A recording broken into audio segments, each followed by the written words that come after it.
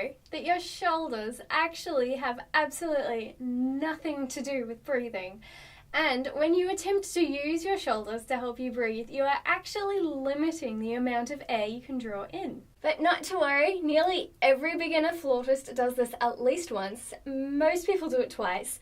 And if you're working with an inexperienced teacher, you've probably done it many, many more times. So today, I'm going to show you all the common mistakes that young flautists make when they're trying to take a super duper big breath. But first, if I haven't met you yet, then welcome. I am the Techie flautist, and this is part 4 in our breathing series. And just in case you missed it, here is a quick recap and links to the other videos. Part 1 looked at exactly how much air we need to make a beautiful sound on our flutes by comparing the flute with a tuba. Part 2 explored our diaphragm and abdomen and how these areas affect our breath. Part 3 looked at our ribs and intercostal muscles and what they contribute to our breathing.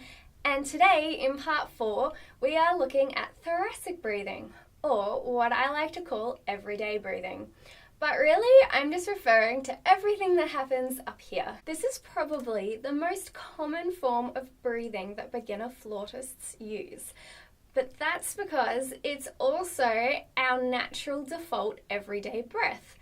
This, however, does not make it the most efficient or effective way of breathing, and in fact, it means you can only use 20% or less of your total lung capacity, which really just isn't going to cut it if you're wanting to play big, beautiful flute melodies. Now, just a quick note about our shoulders. They are a very important part of our body. They connect our arms to the rest of us and allow them to move around freely.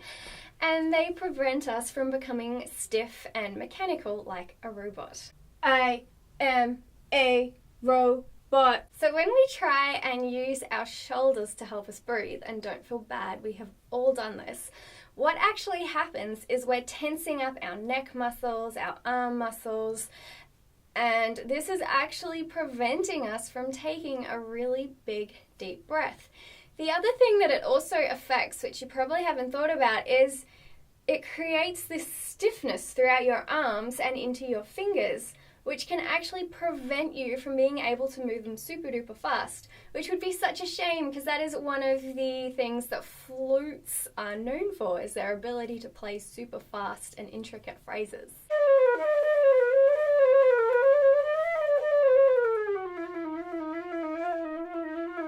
So when you're breathing, I want you to think about everything around here being nice and relaxed and not clenching those shoulders and bringing them up to your face as you breathe. Usually for flute breathing, we actually try not to use our thoracic area at all because there's hardly any space here to store any air, and we want our main focus to be on our diaphragm and ribs area. However, sometimes composers will force performers to play an excessively long phrase, such as Debussy's Prelude of the Afternoon Fawn.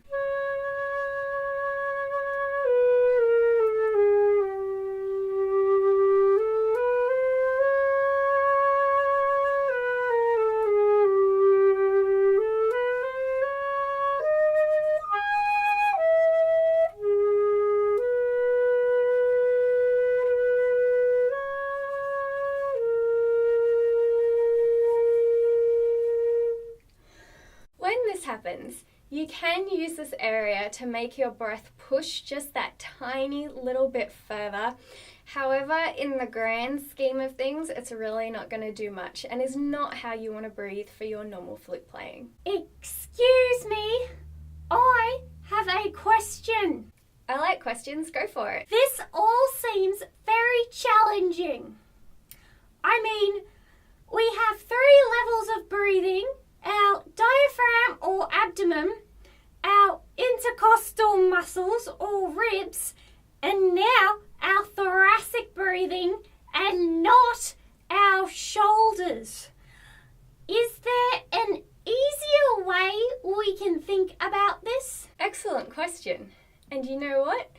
All you have to do is think about Hawaii. You mean the island with amazing beaches? Yep. I don't get it. So thinking ha will fill up your diaphragm area, thinking we will fill up your ribs area, and we will then top up whatever remaining space you have left. So it should go something like this. And now I have an awful lot of air. In fact, I have way too much air because I'm not playing flute, but that's okay.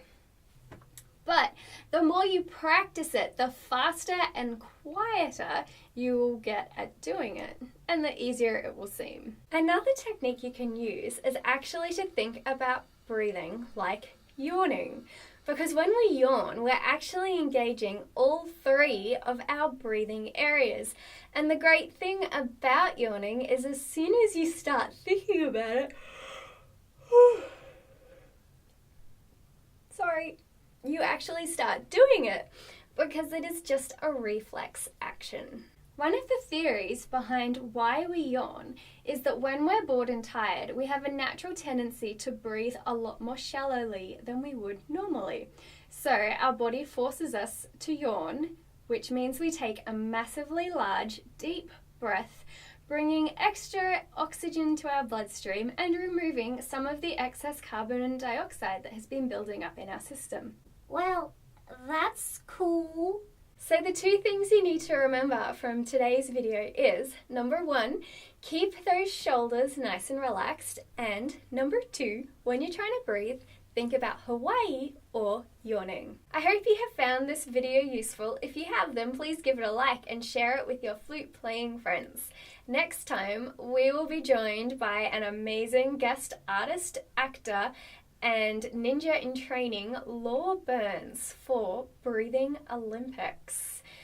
So, don't forget to subscribe and switch on those notifications so you don't miss out. We put out a new video every Monday. Now, if you have any questions or if you have any really cool tips and tricks that you found work really well for you when it comes to breathing, then why not leave them in the comments below? As a teacher, I'm always looking for new ways of explaining things, and I'd really love to hear your thoughts. So, until next time, happy practicing! Why is there construction work going on next door? Okay, it's finished.